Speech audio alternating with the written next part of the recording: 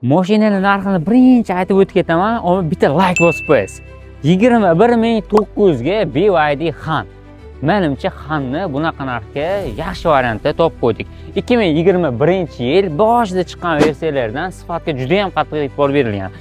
Xullas 2021-yil bu Hanimiz 105 ming yurgan ekan. Kraskalar absolyutni toza deyaptilar. O'zingiz uchun bemalol tekshirib olsangiz bo'lar ekan. 360 bor, panoramasi bor.